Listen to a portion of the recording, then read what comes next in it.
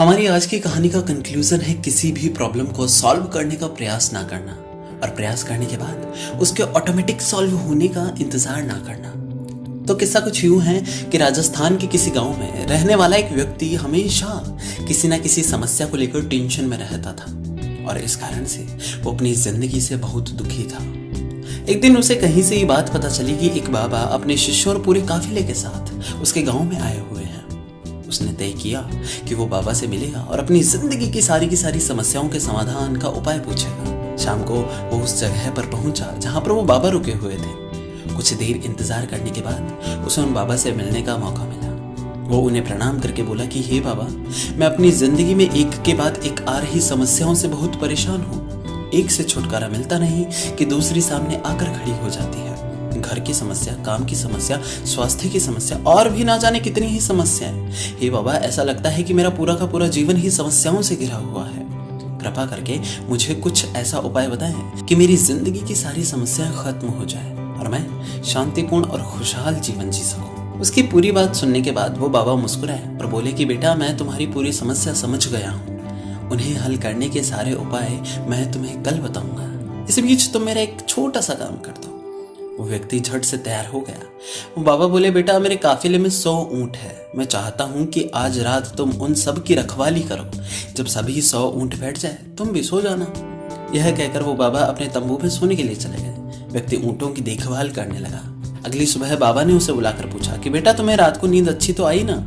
वो व्यक्ति कहने लगा कि कहाँ बाबा, कल पूरी रात मैं एक पल के लिए भी ना सो सका। मैंने बहुत प्रयास किया कि सभी ऊंट एक साथ बैठ जाए ताकि मैं चैन से सो सकूं, किंतु मेरा प्रयास सफल ना हो सका। कुछ ऊंट तो अपने आप बैठ गए, किंतु कुछ मेरे बहुत प्रयास करने पर भी नहीं बैठे। कुछ बैठ भी गए तो कुछ ऊंट खड़े हो गए। इस तरह पूरी रात बीत गई और मैं सो ना सका। तो बाबा मुस्कुराए और बोले कि बेटा, यदि मैं गलत नहीं हूँ तो तुम्हारे साथ कल रात को ये हुआ कि कई ऊंट खुद ब खुद बैठ गए। कईयों को तुमने अपने प्रयासों से बैठाया, कई तुम्हारे बहुत प्रयासों के बाद भी नहीं बैठे। बाद में तुमने देखा कि उनमें से कुछ अपने आप ही बैठ गए। उस व्यक्ति ने तत्परता दिखाते हुए कहा कि हाँ बाबा, बिल्कुल ऐसा ही हुआ।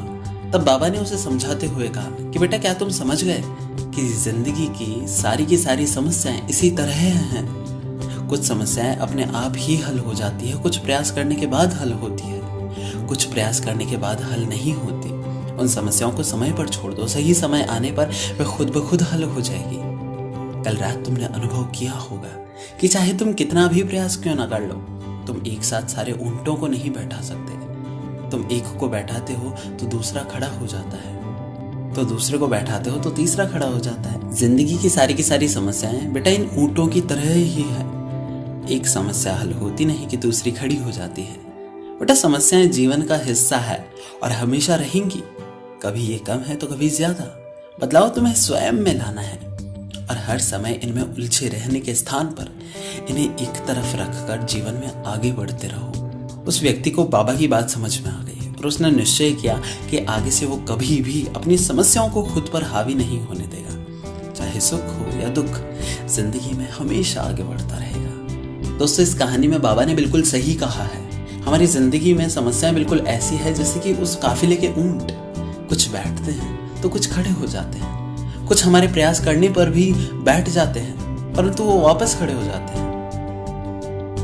दोस्तों, अगर आपने कहानी पूरी सुनी है और अगर आप इस कहानी से इंस्पायर हुए हैं, आपकी फ्रेंड लिस्ट में, आपकी कॉन्टेक्ट लिस्ट में या फिर आपके आसपास कोई ऐसा करता है तो प्लीज उसे ये वीडियो शेयर कर दो यार।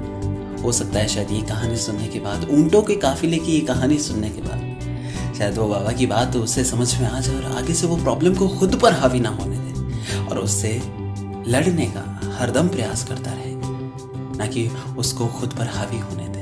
अगर किसी एक की भी जिंदगी, किसी एक की भी प्रॉब्लम इन कहानियों से सॉल्व हो सकती है तो यही मेरे लिए सबसे बड़ा अचीवमेंट हुआ है।